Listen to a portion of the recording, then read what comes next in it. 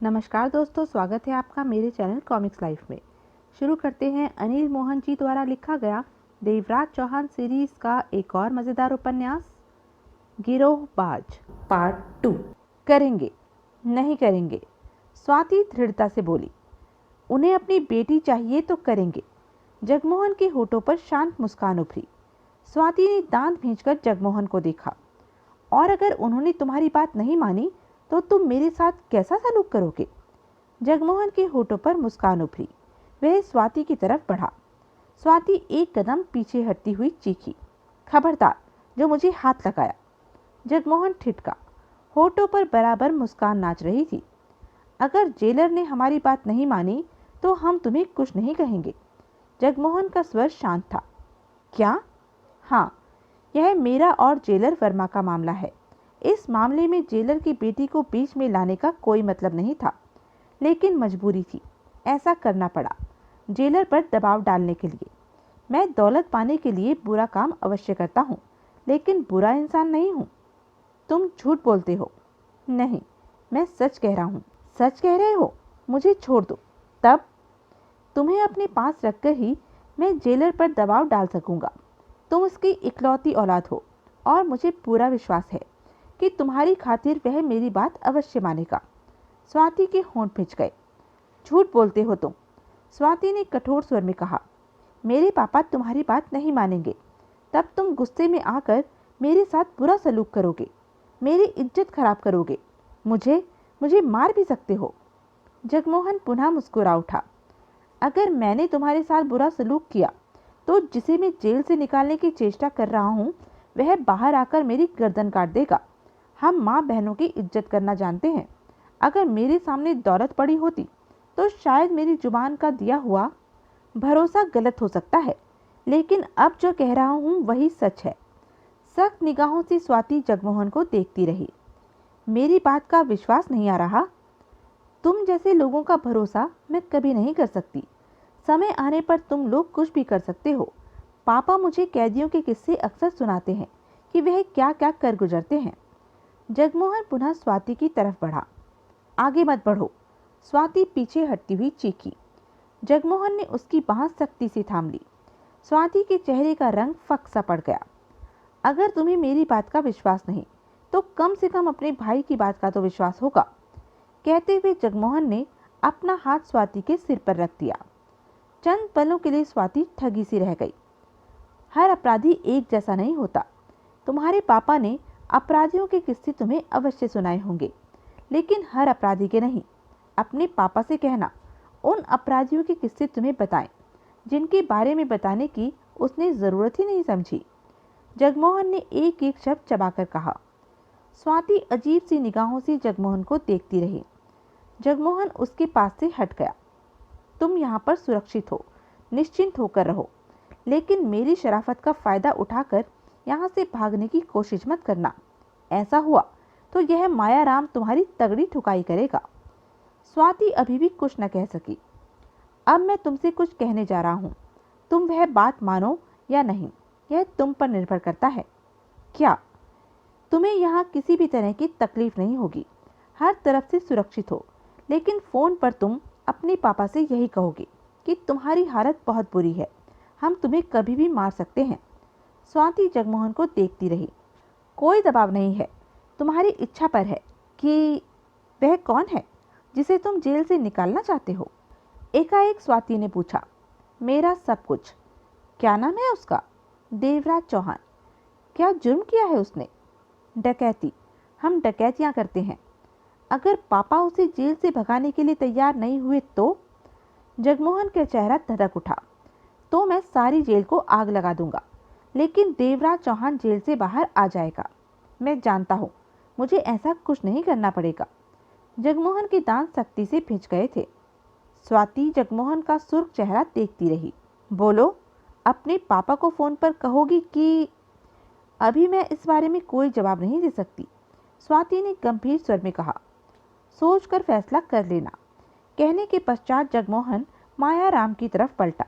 इसका ध्यान रखना, भागने की कोशिश करे तो हाथ पांव तोड़ दूंगा। मायाराम की निगाह स्वाति पर जा टिकी। जगमोहन बाहर निकल गया।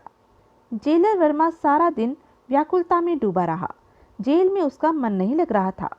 रह रहकर आंखों के सामने अपनी बेटी का मासूम चेहरा आ रहा था। वह समझ नहीं पा रहा था कि पुलिस को खबर करे या नहीं। पुलिस को खबर करने पर उसकी बेटी की जान को खतरा हो सकता था। अब भी वह न जाने कैसी होगी, वह लोग उसके साथ कैसा सलूक कर रहे होंगे। जेल में मन न लगने की वजह से उसने अपनी असिस्टेंट से कहा कि वह घर जा रहा है, अगर किसी मौके पर उसकी ज़रूरत पड़े तो घर पर फ़ोन कर दे। सरला अपने पति को देखते ही बोली, आ गए आप? मुझे तो बहुत चिंता हो रही है। स्वाति 2 बजे तक हमेशा कॉलेज से लौट आती है। 4 बज चुके हैं और वह अभी तक नहीं आई। सरला के स्वर में व्याकुलता भरी पड़ी थी। वर्मा की समझ में नहीं आया कि अपनी पत्नी से क्या कहे और क्या ना कहे। स्वाति के अपहरण की बात को सरला बर्दाश्त नहीं कर पाएगी, लेकिन ज़्यादा देर इस बात को छिपाया भी नहीं जा सकता। आपने कुछ जवाब नहीं दिया मेरी बात का। वर्मा को खामोश पाकर सरला पुनः बोली, मालूम तो कीजिए, स्वाति अभी तक आई क्यों नहीं? लेट आना होता तो जाते समय कहकर जाती। वर्मा ने गहरी सांस ली और सोफा चेयर पर बैठते हुए धीमे स्वर में बोला, चाय बना लाओ। आपको चाय की पड़ी है? मैं बेटी की बात कर रही हूँ जो अभी तक नहीं लौटी। वह सुन लिया, वर्मा उखड़े स्वर में कह उठा, चाय ले आओ फिर बात करना। गुस्से से भरे अंदाज में सरला वहां से चली गई। वर्मा को समझ नहीं आ रहा था कि क्या करे और क्या ना करे। सरला को कैसे बताए कि स्वाति को कुछ लोगों ने उठा लिया है। उसकी जुबान जैसे साथ नहीं दे रही थी और ना ही वह इस बात का फैसला कर पा रहा था कि बेटी को आज़ाद कराने के लिए वह क्या करे। अगर उसे मालूम होता कि स्वाति कहाँ है तो अब तक उसने वहाँ पुलिस कार्यवाही करवा दी होती। वर्मा हर तरफ से खुद को फंसा पा रहा था। सरला चाय बनाकर ले आई। चाय पीनी जरूरी है क्या? बेटी की कोई चिंता नहीं? सरला ने तीखे स्वर में कहा। वर्मा ने बिना कुछ कहे गहरी सोचों में डूबे घूंट भरा। मैं कहती हूँ स्वाति के बारे में पता कीजिए, 4:30 बज रहे हैं और खामोश रहो, मैं उसके बारे में ही सोच रहा हूँ। इसमें सोचने की बात कहाँ से आ गई? वर्मा ने सरला के चेहरे पर निगाह मारी, फिर व्याकुलता भरे अंदाज में पुनः घूंट भरा। सरला ने गहरी निगाहों से अपने पति को देखा। क्या बात है, आप कुछ परेशान नजर आ रहे हैं। ऐसी कोई बात नहीं, वर्मा ने अनमने मन से कहा। है क्यों नहीं, मैं आपको जानती नहीं क्या? सरला ने कहा। मैंने कितनी बार आपसे कहा है कि जेल की बातें जेल में ही रख कर आया करे, वहाँ की परेशानियां घर लाकर। तुम खामोश नहीं बैठ सकती? वर्मा के स्वर में क्रोध भर आया। सरला अपने पति को देखती रह गई। वह समझ नहीं पाई कि ऐसी क्या बात उसने कह दी जिसकी वजह से इन्हें गुस्सा आ गया। चाय पीकर स्वाति का पता कीजिए, वह अभी तक घर क्यों नहीं पहुंची? वर्मा ने चाय का प्याला रखा और पुलिस हेडक्वार्टर फोन करके वानखेड़े से बात की। मैं जेलर वर्मा बोल रहा हूँ, इंस्पेक्टर वानखेड़े। कहिए, कैसे याद किया? देवराज चौहान ठीक तो है? वानखेड़े की आवाज़ आई। हाँ ठीक है, मुझे आपसे बात करनी है। किस सिलसिले में? देवराज चौहान के संबंध में ही है। मैं? उसने कोई गड़बड़ की है? नहीं, इस वक्त मैं अपने घर से बोल रहा हूँ, कृपया पता नोट कर लीजिए। खास बात है? वानखेड़े के स्वर में गंभीरता आ गई थी। बहुत ही खास। आप पता बताइए, मैं अभी आता हूँ। वर्मा ने घर का पता बताकर रिसीवर रख दिया। मैं आपसे स्वाति का फ़ोन आया था मेरे पास। आपके पास? सरला ने अजीब से स्वर में कहा। हाँ, कह रही थी शाम तक घर आएगी। वर्मा ने दिल पर पत्थर रखकर कहा। लेकिन उसने मुझे फ़ोन क्यों नहीं किया? किया था, घर का नंबर नहीं मिल पा रहा था। वर्मा ने क्रोध भरे स्वर में कहा। तो यह बात आपने मुझे पहले क्यों नहीं बताई? वर्मा ने कुछ नहीं कहा। तभी फ़ोन की घंटी बजी। सरला फ़ोन की तरफ बढ़ी। वर्मा की निगाह भी फ़ोन पर जा टिकी। ठहरो। सरला फ़ोन उठाने जा रही थी कि एकाएक वर्मा ने तेज आवाज़ में टोका। सरला ने ठिठक कर वर्मा को देखा। वर्मा अपनी जगह से उठा और आगे बढ़कर रिसीवर उठा लिया। सरला अजीब सी निगाहों से अपने पति को देख रही थी। हेलो। वर्मा अपनी आवाज़ को शांत रखने की चेष्टा कर रहा था। जेलर। जगमोहन की आवाज़ उसके कानों में पड़ी। वर्मा के होठ सख्ती से भींच गए। हाँ, जेल फ़ोन किया तो वहाँ से मालूम हुआ तुम घर पर हो, तो तुम्हारे घर का नंबर रिंग किया। जगमोहन की आवाज़ में खूंखारता के भाव चमक रहे थे। मैं? मेरी बेटी कैसी है? वर्मा की आवाज़ गुस्से से कांप उठी। अभी तक तो ठीक है वर्मा, आगे का पता नहीं। पास खड़ी सरला चौंकी। क्या हुआ मेरी बेटी? सरला पूरी आशंका से भयभीत वर्मा की बांह हिलाकर तेज स्वर में कह उठी। चुप रहो, मुझे बात करने दो। वर्मा सरला को देखकर गुर्राया। सरला सहम कर खड़ी की खड़ी रह गई। लगता है तुमने अपनी बीवी को बताया नहीं कि... बकवास मत करो, वर्मा ने दांत भींचकर कहा। काम की बात करो। मुझे तो कोई खास काम नहीं, तुम्हारी बेटी का मन कर रहा था तुमसे बात करने के लिए। वह ठीक तो है ना? खुद ही पूछ लो। जगमोहन का खतरनाक स्वर उसके कानों में पड़ा। दूसरे ही पल स्वाति की आवाज़ उसके कानों में पड़ी। पापा। बेटी, मेरी बेटी, कैसी है तू? इन लोगों ने तुझे कोई तकलीफ तो नहीं दी? तुम... पापा। स्वाति का मध्यम सा स्वर वर्मा के कानों में पड़ा। मुझे बचा लीजिए पापा, मुझे बचा लीजिए। तू तू ठीक तो है? क्या किया है इन कुत्तों ने? वर्मा का स्वर सुलग गया। इन्होंने बहुत मारा है मुझे पापा, मैं और मार सहन नहीं कर सकती। वर्मा के कानों में पड़ने वाला स्वाति का स्वर दर्द से भरा हुआ था। मुझे बचा लीजिए, नहीं तो मैं मर जाऊंगी। तू फिक्र मत कर बेटी। वर्मा का चेहरा धधक उठा। हौसला रख, तुझे कुछ नहीं होगा, मैं बचा लूंगा तुझे। पापा। स्वाति के आने वाले स्वर में भर्राहट थी। बोल बेटी, बोल। आप मुझे चाहते हैं ना? हाँ बेटी, हाँ, तू तो मेरी जान है। वर्मा मन ही मन तड़प उठा।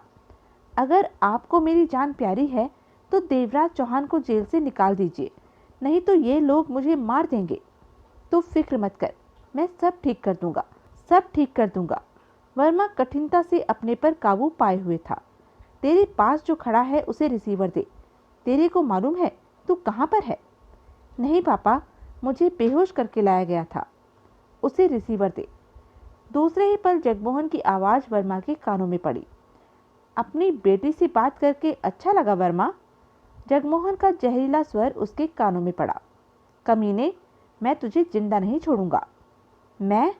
मत छोड़ना, लेकिन पहले अपनी बेटी को तो बचा लो, वह बहुत बुरे हाल में है। उस पर क्यों जुल्म कर रहे हो? वह... मैं तो उसे उंगली भी नहीं लगाना चाहता, लेकिन तुम ही नहीं मान रहे। जगमोहन ने क्रूरता भरे स्वर में कहा। देवराज चौहान को जेल से निकाल दो और अपनी बेटी को ले लो। देर करके अपनी बेटी की तकलीफें बढ़ा रहे हो। ज़्यादा देर हो गई तो फिर तुम्हारी बेटी के साथ बहुत कुछ हो जाएगा। अपनी गंदी जुबान बंद कर कमीने। अगर मेरी बेटी को कुछ हुआ तो मैं तेरे टुकड़े टुकड़े कर दूंगा, तुझे जिंदा नहीं छोड़ूंगा। खबरदार जो मेरी बेटी को हाथ लगाया। वर्मा के होठों से कुर्राहट निकली। जवाब में जगमोहन की खतरनाक हंसी कानों में पड़ी। तू कुछ नहीं कर सकता जेलर, तू अपनी बेटी को भी बचाने का दम नहीं रखता, मेरा क्या बिगाड़ेगा? जेलर वर्मा दांत भींचकर रह गया। कहो जेलर, तुम्हारा फैसला सुनने के लिए कब फोन करूं? बात को समझने की कोशिश करो। देवराज चौहान को जेल से बाहर निकालना मेरे बस में नहीं है। मैं... बकवास मत करो, सब कुछ तुम्हारे हाथ में है। जो मैं चाहता हूँ वह काम तुम कर सकते हो। मैं उसे नहीं तुम निकाल सकते हो। सोचो कैसे। मैं फिर फ़ोन करूँगा। जगमोहन के लहजे में दरिंदगी थी। अच्छी तरह सुन लो जेलर, मुझे टालने या बेवकूफ़ बनाने की कोशिश करना छोड़कर देवराज चौहान को जेल से निकालने की सोचो, वरना तुम्हें अपनी बेटी की लाश देखनी भी नसीब नहीं होगी। मैं तुम्हें कल शाम तक का वक्त देता हूँ। या तो देवराज चौहान को जेल से बाहर निकलवा दो या फिर अपनी बेटी को भूल जाओ। इन शब्दों के साथ ही जगमोहन ने लाइन काट दी थी। वर्मा को अपना शरीर बेजान सा महसूस हो रहा था। टांगों में कंपन महसूस हो रहा था। उसे ऐसा लग रहा था जैसे किसी ने उसके शरीर से जान ही निकाल ली हो। क्या हुआ स्वाति को? सरला के स्वर में भय से भरी थरथराहट थी। वर्मा ने थके टूटे अंदाज में रिसीवर वापस रख दिया। मैंने पूछा है स्वाति कहाँ है? सरला चीखी पड़ी। उसे कुछ लोगों ने उठा लिया है। वर्मा बड़बड़ाहट भरे अंदाज में कह उठा। कौन लोग? सरला का चेहरा फक पड़ गया। है कोई? वर्मा ने आंखें बंद कर ली। लेकिन क्यों? क्या चाहते हैं वे लोग? सरला को अपना गला सूखता सा महसूस हुआ। वर्मा कुर्सी पर जा बैठा, आंखें बंद कर ली। चेहरे पर दर्द नजर आ रहा था। जवाब क्यों नहीं देते आप? क्या चाहते हैं वे आपसे? वह चाहते हैं मैं जेल से एक कैदी को फरार करवा दूं। तो करवा दीजिए, सोच क्या रहे हैं? वर्मा ने आंखें खोली। मैं यह काम नहीं कर सकता। क्यों?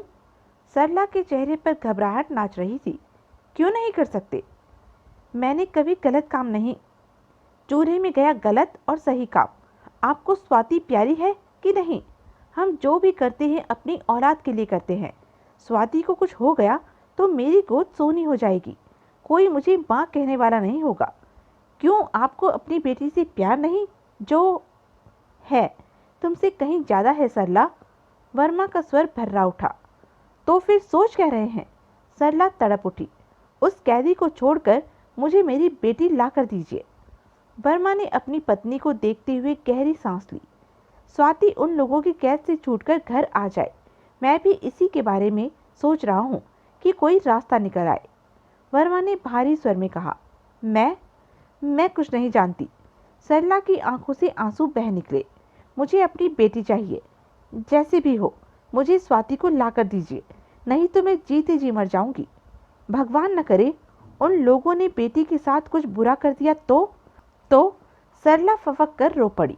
हौसला रखो सरला। कैसे हौसला रखूं? कहाँ से लाऊं इतना बड़ा दिल?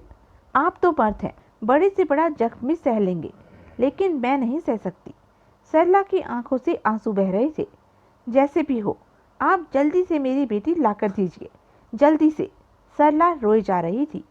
वर्मा ने आंखें बंद कर ली। आंखें बंद करते ही आंखों के कोनों से पानी बह निकला था। जगमोहन ने रिसीवर रखा और शांत निगाहों से स्वाति को देखा। स्वाति गहरी सांस लेकर वापस कुर्सी पर जा बैठी। चेहरे से थकान जाहिर हो रही थी। शुक्रिया। जगमोहन मुस्कुराया। तुम समझदार लड़की हो। जैसा मैंने कहा, तुमने अपने पापा से वही कहा। मुझे पूरा यकीन है कि बहुत जल्दी तुम अपने मम्मी पापा के पास पहुंच जाओगी। तुम्हें इतना यकीन कैसे है कि पापा तुम्हारे साथी को जेल से निकालने के लिए तैयार हो जाएंगे? स्वाति ने गंभीर स्वर में पूछा। उसकी निगाह जगमोहन पर थी। औलाद की खातिर इंसान बहुत कुछ कर देता है। जगमोहन ने शांत स्वर में कहा। फिर तुम तो अपने माँ बाप की इकलौती बेटी हो। जेलर मेरी बात मानेगा। अगर पापा ने तुम्हारी बात नहीं मानी तो? जगमोहन के होठों पर मुस्कान उभरी। ऐसी स्थिति में और जो कुछ भी हो, लेकिन तुम्हें कुछ नहीं होगा। तुम्हें मैं ठीक ठाक तुम्हारे घर पहुंचा दूंगा। यह वायदा मैं तुमसे पहले भी कर चुका हूं। स्वाति गंभीर निगाहों से जगमोहन को देखती रह गई। मायाराम। जगमोहन मायाराम की तरफ पलटा। चिंता मत करो। मायाराम जगमोहन के चेहरे के भावों को देखकर बोला। इस पर मेरी पूरी नजर है। अगर इसने कोई शरारत करने की सोच रखी है तो उसमें कामयाब नहीं हो सकेगी। मैंने ऐसा कुछ नहीं सोच रखा, स्वाति ने फौरन कहा। जगमोहन सिर हिलाकर रह गया। मायाराम ने कुछ नहीं कहा।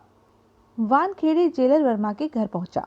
वर्मा का चेहरा देखते ही वानखेड़े को लगा कुछ हुआ है।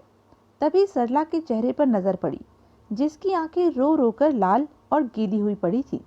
वानखेड़े की निगाह जेलर वर्मा पर जाकर टिक गई। वर्मा के होठ हिले। कुछ कहना चाहा, परंतु कुछ न कह सका। क्या बात है जेलर साहब? वानखेड़े आगे बढ़कर पास बैठता हुआ बोला। सब ठीक तो है? वर्मा ने खुद पर काबू पाकर वानखेड़े को देखा। इंस्पेक्टर वानखेड़े, तुम्हारा परिवार है? वर्मा के इस प्रश्न पर वानखेड़े ने उसे अजीब सी निगाहों से देखा। बोलो, तुम्हारा परिवार है? हाँ है। कौन कौन है परिवार में? माँ बाप, पत्नी, 2 बच्चे, बहन है, लेकिन मेरी मजबूरी है कि मैं उन्हें साथ नहीं रख सकता। वे गांव में रहते हैं। वानखेड़े ने कहा। लेकिन आपने यह सब क्यों पूछा? यूँ समझो कि देवराज चौहान तुम्हारी कस्टडी में हो, कि कोई तुम्हारे घर के किसी सदस्य की गर्दन पर छुरी रख दे कि देवराज चौहान को छोड़ दो, तो तुम क्या करोगे? वानखेड़े की आंखें सिकुड़ गई। मैं फौरन देवराज चौहान को छोड़ दूंगा। क्या? वर्मा के होठों से निकला। हाँ, वानखेड़े ने गंभीर स्वर में कहा। देवराज चौहान की खातिर मैं अपने परिवार के किसी सदस्य की जान खतरे में नहीं डालूंगा। हम पुलिस वाले और वह कानून तोड़ने वाला, उसे तो हमने पकड़ना ही है। आज वह हाथ से निकल जाता है तो कल कानून के शिकंजे में आ जाएगा। अपराधी की तो आखिरी मंजिल ही जेल है। आखिर कब तक वह आज़ाद रह सकेगा? वर्मा कुछ नहीं कह सका। आपके परिवार के किसी मेंबर को उठाया गया है? वानखेड़े ने गंभीर स्वर में पूछा। हाँ, मेरे परिवार के इकलौते मेंबर, मेरी लड़की को। वह कॉलेज में पढ़ती है। वर्मा भारी स्वर में बोला। ओह! इंस्पेक्टर वानखेड़े ने समझने वाले भाव में सिर हिलाया। कब? आज सुबह जब वह कॉलेज गई तो। किसने? देवराज चौहान के साथी जगमोहन ने। वानखेड़े ने सोच भरे अंदाज में सिगरेट सुलगाकर कश लिया। क्या कहता है? देवराज चौहान को छोड़ने को कहता है। उसका कहना है कि अगर मैंने उसकी बात नहीं मानी तो अपनी बेटी का मरा हुआ चेहरा भी नहीं देख पाऊंगा।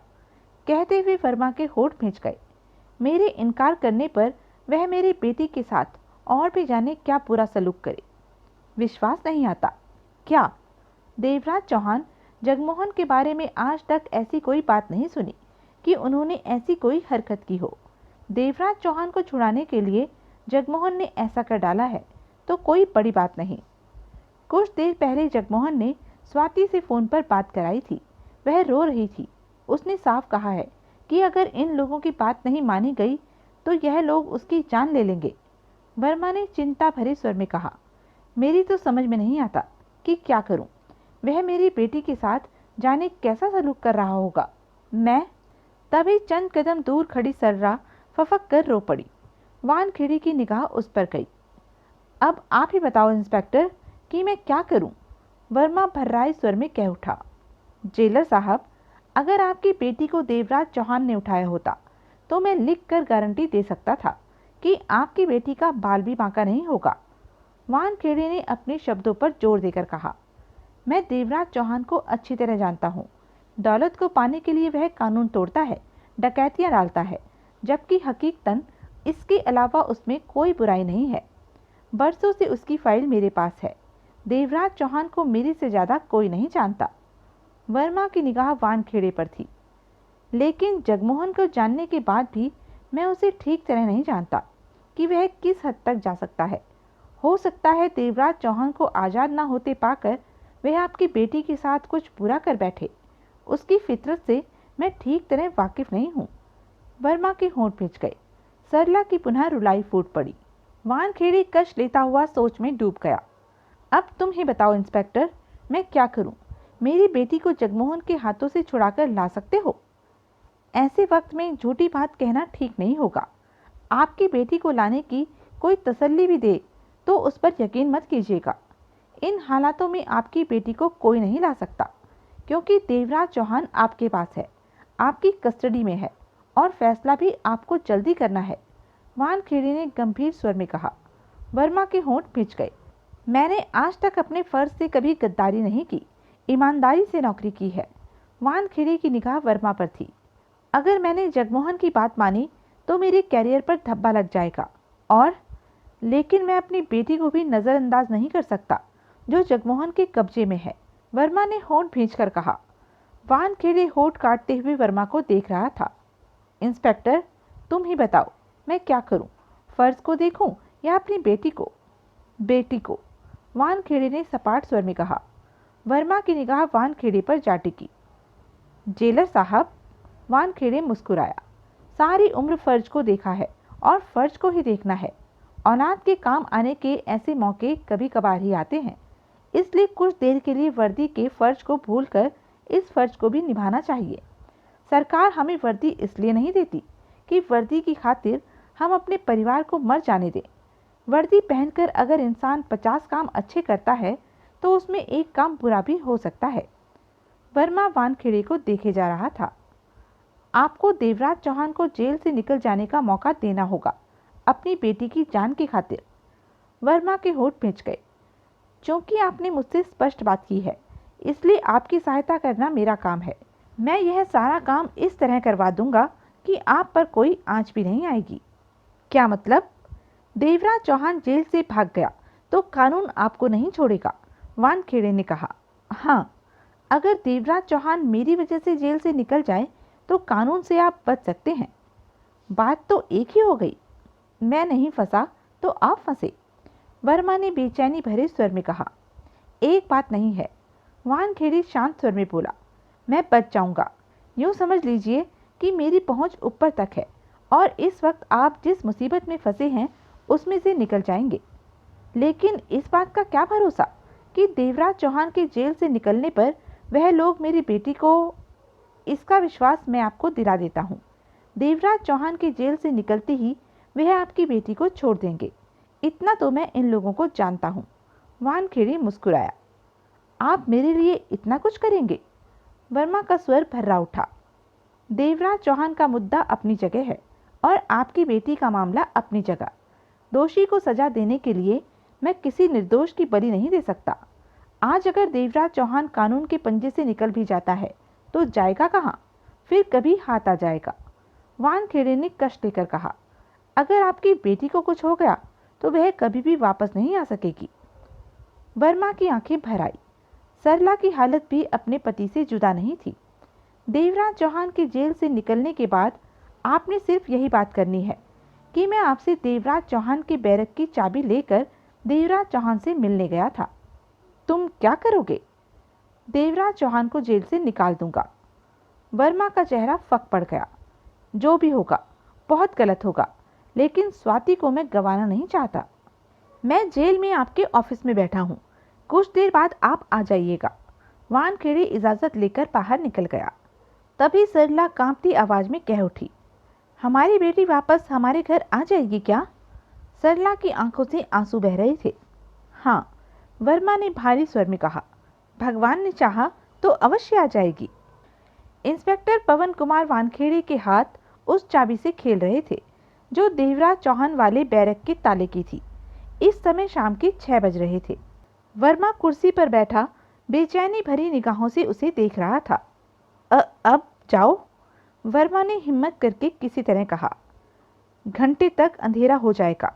तब दिन की रोशनी में देवराज चौहान ने फरार होने की कोशिश की तो जेल के कर्मचारियों से अच्छा खासा टकराव हो सकता है। वानखेड़े ने शांत स्वर में कहा। मजबूरी है। वर्मा धीमे स्वर में गहरी सांस लेकर कह उठा। मैं यह काम कभी नहीं होने देता अगर मेरी बेटी की जिंदगी का सवाल न होता। वानखेड़े के चेहरे पर अजीब सी मुस्कान उभरी। जेलर साहब, मजबूरी इंसान से क्या क्या करा देती है। आपके साथ नया कुछ नहीं हो रहा।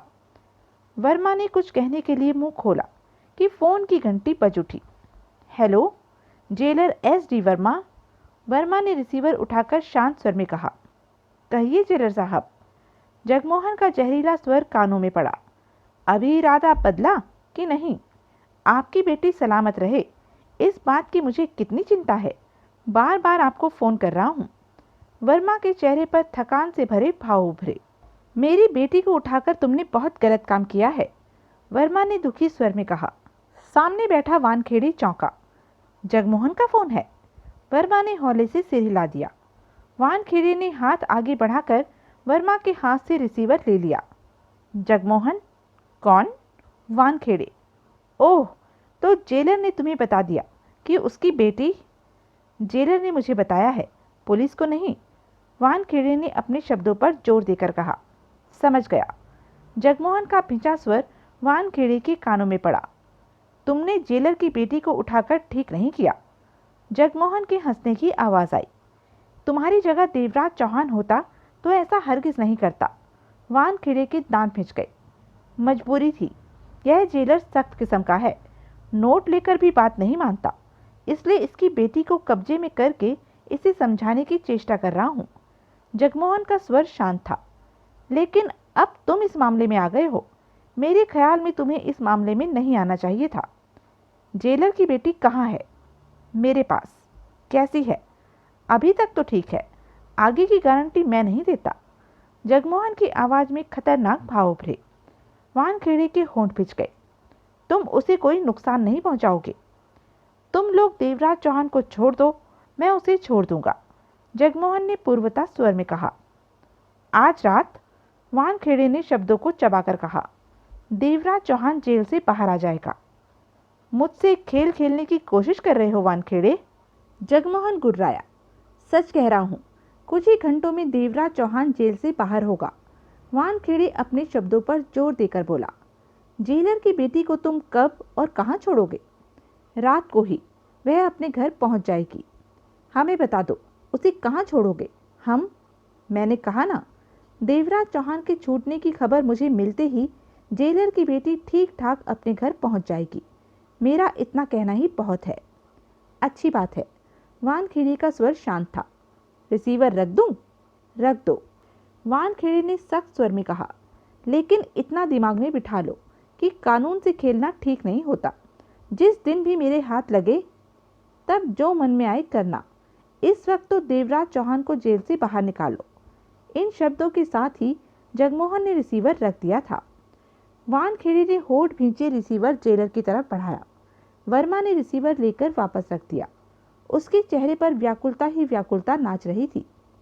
क्या कहता है? वर्मा के होठों से निकला। देवराज चौहान के जेल से निकलने पर वह आपकी बेटी को छोड़ देगा। वानखेड़े बोला। पक्का? वर्मा की आंखों में शंका के भाव थे। वानखेड़े ने सहमति से सिर हिलाया और जेब से अपना सर्विस रिवॉल्वर निकालकर उसका चैम्बर खोला। चैम्बर में से सारी गोलियां निकालकर जेब में डाली और चैम्बर बंद करके रिवॉल्वर जेब में डाल दिया। वर्मा साहब, वानखेड़े गंभीर स्वर में बोला, आपको यह कोशिश करनी है कि देवराज चौहान जब भागने की कोशिश कर रहा हो तो जेल के पहरेदार उससे न उलझें। उलझें तो कम उलझें। मैं नहीं चाहता कि बेवजह का खून खराबा हो। मुझे तो मालूम ही नहीं कि क्या होने वाला है। ऐसे में जब कोई कैदी जेल से भागता है तो किसी को मालूम नहीं होता कि क्या हो रहा है। मौके पर ही बात पता चलती है। देवराज चौहान की भागने की खबर जब आपके कानों में पड़े तभी आपको हरकत में आना है और कोशिश करनी है कि देवराज चौहान को रास्ता साफ ही मिले। वर्मा ने होठ भींच लिए। बहुत गलत होने वाला है आज, वर्मा बेचैनी से कह उठा। इससे भी गलत तब होगा जब जगमोहन गुस्से में आपकी बेटी की जान ले लेगा। आप ठीक कहते हैं, वर्मा फीके स्वर में कहते सिर हिला उठा। चलिए, मुझे देवराज चौहान की बैरक तक छोड़ आइए या फिर किसी को साथ कर दीजिए। जेल के कानून के मुताबिक कैदी से मिलने कोई भी आता है तो उसे कैदी तक पहुंचाया जाता है। मैं नहीं चाहता कि बाद में ऐसी कोई बात उठे जिससे कि आप फंस जाएं। वर्मा ने सूखे होठों पर जीभ फेरी। मैं किसी को साथ कर देता हूँ। वानखेड़े के सिर हिलाने पर जेलर वर्मा ने टेबल के साथ लगी बेल का बटन दबाया और अपने चेहरे के भावों को सामान्य कर लिया, परंतु दिल तेजी से धड़क रहा था। तभी चपरासी ने भीतर प्रवेश करके सैल्यूट दिया। रामचरण, इंस्पेक्टर साहब को देवराज चौहान नाम के उस कैदी से मिलना है जो कल यहाँ आया है। किसी को इनके साथ कर दो, बैरक तक छोड़ आएगा। जी साहब, कहने के पश्चात चपरासी ने वानखेड़े को देखा। चलिए साहब। वानखेड़े चपरासी के साथ बाहर निकल गया। जेलर वर्मा अपना सिर थामकर बैठ गया। शरीर में हौले हौले कंपन हो रहा था। कांस्टेबल वानखेड़े को बैरक के पास छोड़कर चला गया। वानखेड़े ने चाबी से बाहर लटकता ताला खोला और सलाखों वाला दरवाजा खोलते हुए भीतर प्रवेश कर गया। देवराज चौहान, मेहर सिंह, ईश्वर सिंह और सुल्तान अहमद फर्श पर बैठे बातें कर रहे थे। देवराज चौहान सिगरेट सुलगाए कुछ लापरवाह था। बैरक में कम रोशनी का बल्ब रोशन था। देवराज चौहान और वानखेड़े की निगाहें मिली। वानखेड़े आगे बढ़कर पत्थर की सीट पर बैठा और सिगरेट सुलगा ली। वानखेड़े के चेहरे पर उखड़े भाव स्पष्ट नजर आ रहे थे। भिड़ू, इंस्पेक्टर आया है तेरे को मिलने के वास्ते। देवराज चौहान फर्श से उठा और पत्थर की सीट पर वानखेड़े के पास बैठ गया। क्या बात है? देवराज चौहान ने शांत स्वर में कहा। बहुत उखड़े उखड़े नजर आ रहे हो। बहुत शर्म की बात है देवराज चौहान, वानखेड़े तीखे स्वर में बोला। क्या हुआ? देवराज चौहान ने लापरवाही से कश लिया। मालूम है जगमोहन ने क्या किया है? मालूम है, जेलर ने बताया था। देवराज चौहान का स्वर शांत था। जो भी हुआ ठीक नहीं हुआ। इस मामले में उस शरीफ जेलर की बेटी को घसीटने की क्या जरूरत थी? मुझे तुमसे ऐसी आशा नहीं थी देवराज चौहान, वानखेड़े ने दांत भींचकर कहा। यह काम मेरी इजाजत से, मेरी जानकारी में नहीं हुआ। लेकिन किया तो जगमोहन ने। उसके किए की जिम्मेवारी मुझ पर नहीं आती। देवराज चौहान ने वानखेड़े के चेहरे पर निगाह मारी। हाँ, अगर मैं जेल से बाहर होता तो फिर उसके किए की जिम्मेवारी मुझ पर आ सकती थी। अब नहीं। तुम ही बता दो, इस मामले में मेरा हाथ कहाँ से आ गया? वानखेड़े कुछ नहीं कह सका। किस काम के वास्ते आए हो? देवराज चौहान ने सलाखों के बाहर नजर मारी। मैं जेलर की बेटी को आजाद करवाने की चेष्टा में हूँ। वानखेड़े की आवाज में तीखापन था। देवराज चौहान खामोश रहा। जेलर की बेटी तभी आजाद हो सकती है जब तुम जेल से निकल जाओ, वरना जगमोहन उसे नहीं छोड़ेगा। देवराज चौहान ने कश लिया। वानखेड़े के चेहरे पर सख्त भाव थे। उसने जेब से रिवॉल्वर निकालकर चुप्पी के साथ देवराज चौहान की तरफ सरका दी। देवराज चौहान ने रिवॉल्वर अपनी हथेली के नीचे दबा ली। यह मेरी सर्विस रिवॉल्वर है, लेकिन खाली है। इसके चैम्बर को मैंने खाली कर दिया है ताकि तुम किसी की जान न ले सको। खाली रिवॉल्वर के दम पर फरार होने की चेष्टा कर सकते हो तो कर लो। देवराज चौहान के होठों पर अजीब सी मुस्कान उभरी। खाली रिवॉल्वर? हाँ, गनीमत समझो कि बंद जेल में खाली रिवॉल्वर तुम्हारे हाथ लग गई है। मेहरबानी। देवराज चौहान की आवाज में व्यंग था। शुरुआत मेरे से करो। रिवॉल्वर के दस्ते से मुझे बेहोश करो ताकि सब यही समझे कि तुमने मेरे से रिवॉल्वर छीनकर यह सब किया है। उसके बाद बाहर खड़े पुलिस वालों की कनपट्टी पर खाली रिवॉल्वर लगाकर यहाँ से निकल सकते हो तो। दोनों में धीमे स्वर में बातें हो रही थी। देवराज चौहान ने सूबेदार ईश्वर सिंह को पास आने का इशारा किया। सूबेदार ईश्वर सिंह अपनी जगह से उठा, पास आया। उसके बाद देवराज चौहान ने वानखेड़े को भी संभलने का मौका नहीं दिया। हथेली के नीचे दबा रखी रिवॉल्वर हाथ में चमकी। नाल के दो तगड़े वार वानखेड़े की कनपट्टी पर पड़े। वानखेड़े के होठों से कराह निकली और वह पत्थर की उसी सीट पर लुढ़क गया। दूसरे ही पल देवराज चौहान ने ईश्वर सिंह की कनपट्टी पर रिवॉल्वर रखी और जल्दी से बैरक के सलाखों वाले खुले दरवाजे से बाहर आ गया। पुलिस वाले यह सब देखकर चौंके। खबरदार, देवराज चौहान ने दांत खींचकर कहा, अगर कोई हरकत की तो मैं इस कैदी को शूट कर दूंगा। दोनों पुलिस वाले छिटक गए। अपने हथियार फेंको। पुलिस वालों ने हथियार नहीं फेंके। शूट करूं इस कैदी को? देवराज चौहान के चेहरे पर दरिंदगी नाची। पुलिस वालों ने अपने हथियार नीचे गिरा दिए। तभी बैरक से सुल्तान अहमद और मेहर सिंह बाहर निकले और नीचे पड़ी गनों को उठाकर अपने हाथ में लेते ही सुल्तान अहमद के होठों से खुशी से भरा ठहाका निकल पड़ा। अब देखता हूँ कौन साला हमें ताले में बंद करता है। सुल्तान अहमद ने हंसी रोकते हुए कहा। कोई बीच में नहीं आएगा। देवराज चौहान ऊंचे स्वर में खतरनाक अंदाज में बोला। एकाएक वहां पैना सन्नाटा छा गया था। यह गैलरी थी। दोनों तरफ बैरकें थी जिनमें कैदी बंद थे। यह सब होते देखकर वह हक्के बक्के रह गए थे। जेल के इस हिस्से में ऐसा कुछ करने की हिम्मत किसी की नहीं हो सकती थी। यहाँ पर इतना सख्त पहरा था कि कोई कैदी ऐसा करने की सोच भी नहीं सकता था। अगले ही पल कैदियों ने हल्ला मचा दिया। हमारी बैरक का ताला भी खोल दो, मेरे भी, जल्दी करो। कैदियों ने चीखो चिल्लाहट मचा दी थी। एक पल के लिए तो देवराज चौहान भी हड़बड़ा उठा कि यह सब क्या हो गया है। फौरन ही उसने खुद पर काबू पाकर सुल्तान अहमद और मेहर सिंह को देखा, जो हथियार थामे हड़बड़ाए से खड़े थे। इस शोर शराबे पर ध्यान मत दो। देवराज चौहान की आवाज सुनकर सुल्तान अहमद और मेहर सिंह संभले। हालातों पर ध्यान दो, आगे बढ़ो। सुल्तान अहमद और मेहर सिंह गनों को थामे आगे बढ़े। ईश्वर सिंह तैयार? सूबेदार ईश्वर सिंह ने सिर हिलाया।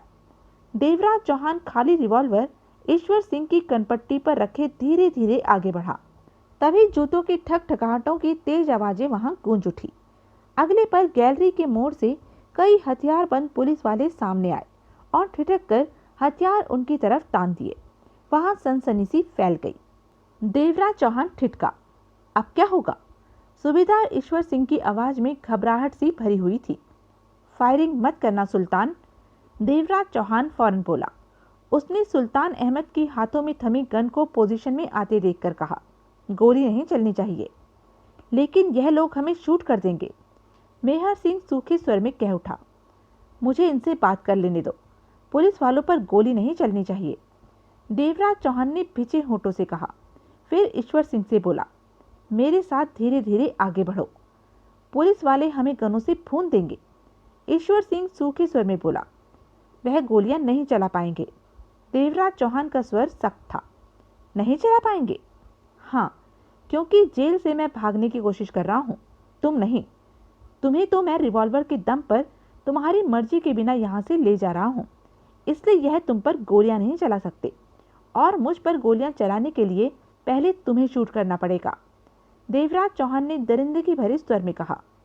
देवराज चौहान खाली रिवॉल्वर से सूबेदार ईश्वर सिंह को कवर किए आगे बढ़ा। आगे पुलिस वाले हैं। सुल्तान अहमद दांत भींचकर बोला, तुम लोग मेरे पीछे रहो। देवराज चौहान पूर्वता लहजे में कह उठा। सुल्तान अहमद ने होठ भींच लिए। सुल्तान, मेहर सिंह ने होठों पर जीभ फेरकर कहा, अब हम लोग बच नहीं पाएंगे। खुदा जाने, सुल्तान अहमद खतरनाक स्वर में बोला, लेकिन मरने की नौबत आने पर मैं इन सब सालों को मारकर ही मरूंगा। इतनी आसानी से मेरी मौत नहीं आएगी। सुल्तान अहमद और मेहर सिंह गने थामे देवराज चौहान के पीछे थे। यह लोग हमें गोलियों से भून देंगे। सूबेदार ईश्वर सिंह बड़बड़ाहट भरे लहजे में बोला, बेफिक्र रहो, तुम समझते नहीं, मुझे कुछ दिन बाद फांसी लगने वाली है। कुछ दिन पहले मरा या बाद में, एक ही बात है। पुलिस वाले आप पर गोली चलाने में हिचकेंगे नहीं। ईश्वर सिंह ने जल्दी से कहा। देवराज चौहान की सतर्क निगाह चलते समय हर तरफ घूम रही थी। ईश्वर सिंह, तुम्हें कानून ने सजा दी है, इन पुलिस वालों ने नहीं।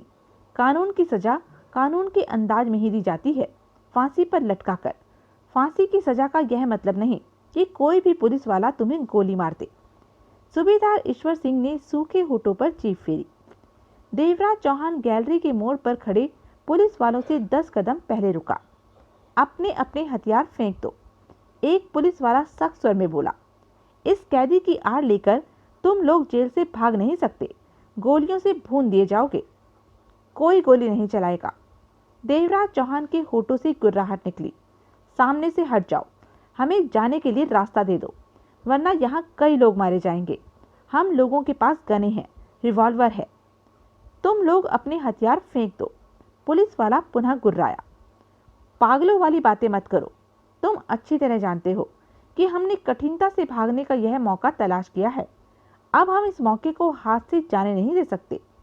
देवराज चौहान दरिंदगी से बोला, हमने तो सिर पर कफन बांध लिया है, तुम लोग अपनी सोच लो।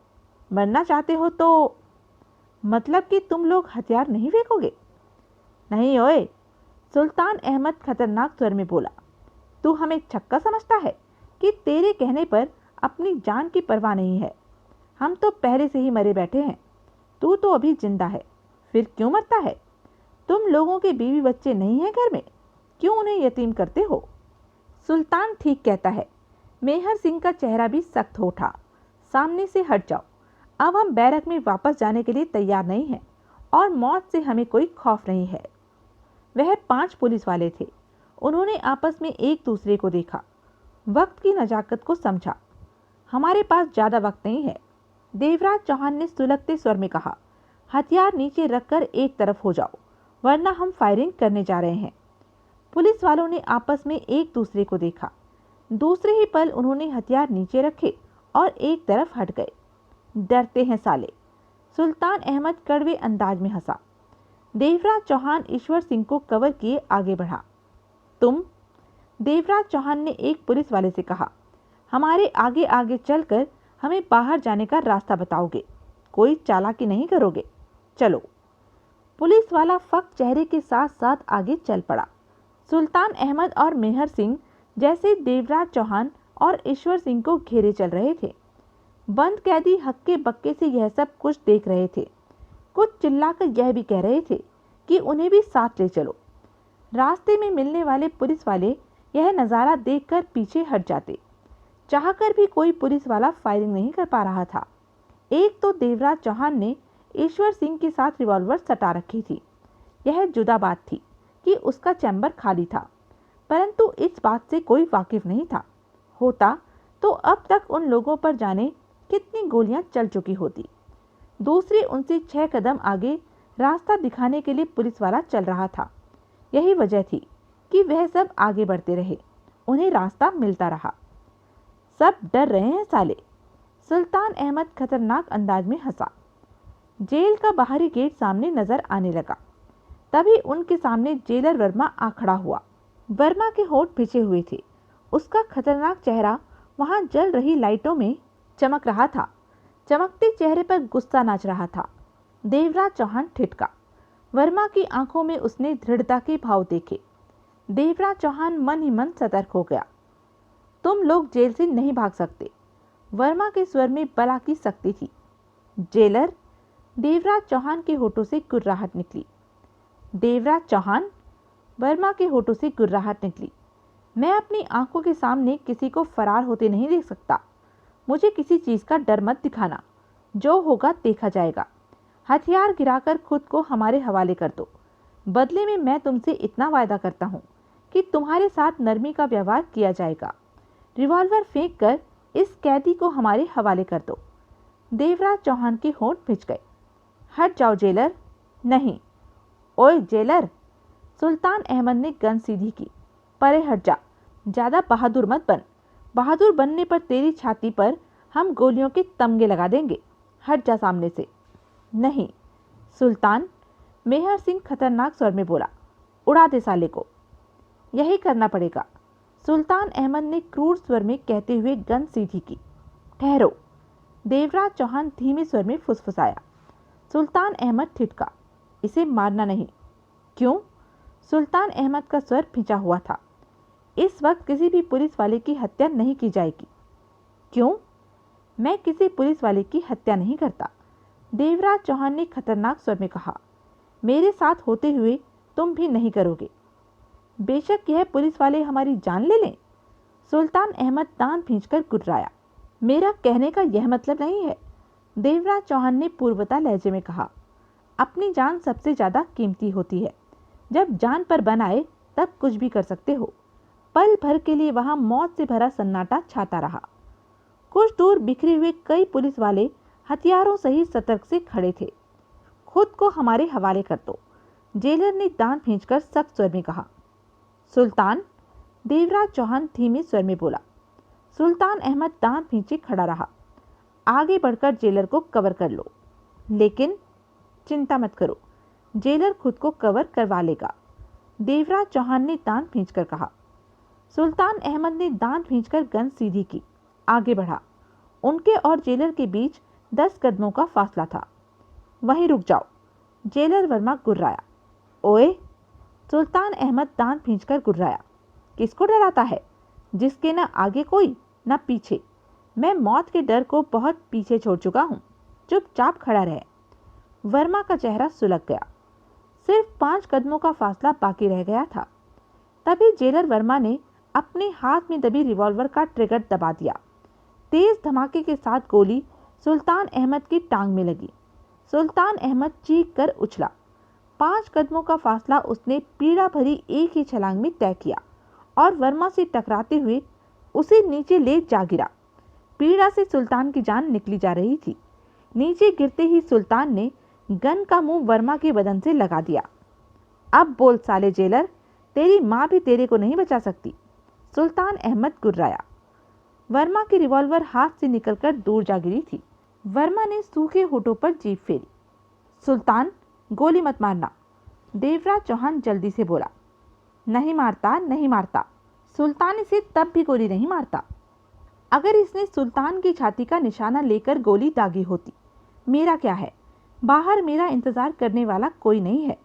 मैं तो यूं ही बाहर निकलना चाहता था कि खुली हवा में सांस ले सकूं, सुल्तान अहमद गुर्राकर बोला। देवराज चौहान सूबेदार ईश्वर सिंह को कवर किए आगे बढ़ा। मेहर सिंह उसके साथ था। चल सुल्तान, देवराज चौहान उसके करीब पहुंचा। नहीं, मैं जेलर को कवर करके रखूंगा, नहीं तो यह साले हमारे पीछे भागेंगे। तुम जाओ। सुल्तान तुम, देवराज चौहान ने कहना चाहा। ओए, तू समझता नहीं, सुल्तान अहमद उखड़े स्वर में बोला। मेरी टांग में गोली लगी है, साली भीतर जाकर फंसी पड़ी है। मैं चल नहीं सकता। साथ चलूंगा तो मुझे बचाने के चक्कर में तुम भी फंसोगे। चले जाओ यहाँ से। जितनी देर करोगे उतनी ही मुसीबत सिर पर आएगी। जब तक यह जेलर मेरे कब्जे में है, कोई साला तुम लोगों के पीछे नहीं आएगा। अल्लाह तुम लोगों की मदद करे। जाओ। देवराज चौहान के होंठ भिज गए। वक्त बर्बाद मत करो, मैं भी पीछे पीछे आ जाऊंगा। यह जेलर मुझे बाहर तक छोड़ कर आएगा। तुम तो निकलो, सुल्तान अहमद ने झल्लाकर कहा। देवराज चौहान सुल्तान अहमद को ले जाना चाहता था, परंतु वक्त और हालात उसे इस बात की इजाज़त नहीं दे रहे थे। वह जानता था सुल्तान फिर उसी बैरक में पहुंच जाएगा।